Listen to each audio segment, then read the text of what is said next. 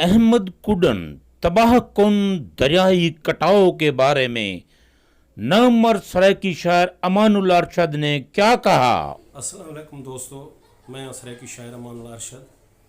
अजकल सारा इलाका मौजा अहमद कुडन तहसील खानपुर जिला रहीम यार खान ਦੇ ਵਿੱਚ ਦਰਿਆ ਬਹੁਤ ਜ਼ੋਰ ਦੇ ਉੱਤੇ ਹੈ ਔਰ ਦਰਿਆ को ढाल लगी पी है। भिक के नाल वाले ਜਿਹੜੇ लोग हैं बस्तियां तबाह थींदियां पिन, कब्रिस्तान तबाह थींदे पिन, फसलां तबाह थी गए, बाग तबाह थी गए। अजण तक हुक्मराने को कोई तवज्जो कहीं नहीं पासे। मैं शायर हाँ क्योंकि शायर करने सिर्फ लफ्ज़ होंदे। मैं अपने लफ्ज़ नाल ही मसले को थोड़ा जा उजागर करना चाहता पाँ।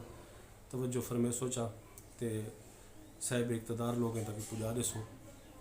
डूड़ा एक पुराना जो साडे बेट ते खुशियां खेडदियां हन, कहाँ होंदी हई सर होंदे हन। साडियां लाकड़ वाण हवेलियां हन, भावें साल ही हन दर होंदे हन। ते हन झोक ते झुमरां जागे हन, ना मूंझां दे डर होंदे हन। जित दरिया अरशद वहंदा पे, साडे ही जाते घर होंदे हन। तां एक नाज़म दे इवें दो चार लाइनां तवज्जो करे सोचा। जो जेड़ी ढाल लगी है अजाब दी,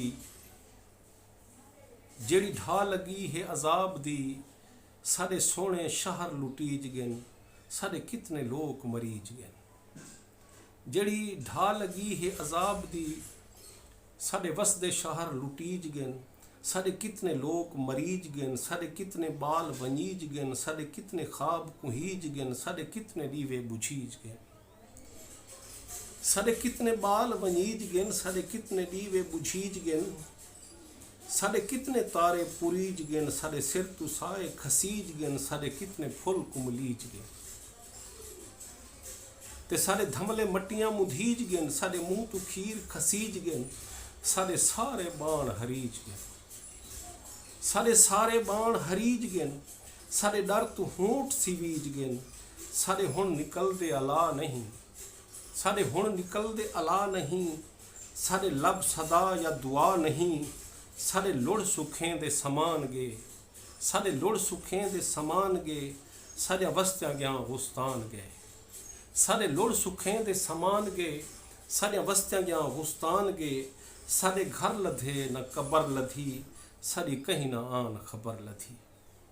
साडे घर लधे न कबर लधी, साडी कहीं न आन खबर लधी। कोई सुख न दो कोई खुशी न दो, कोई सुख न दो कोई खुशी न दो, साडे तल दे वडके ते ज़ालमो। कोई सुख न दो कोई खुशी न दो, साडे तल दे वडके ते ज़ालमो।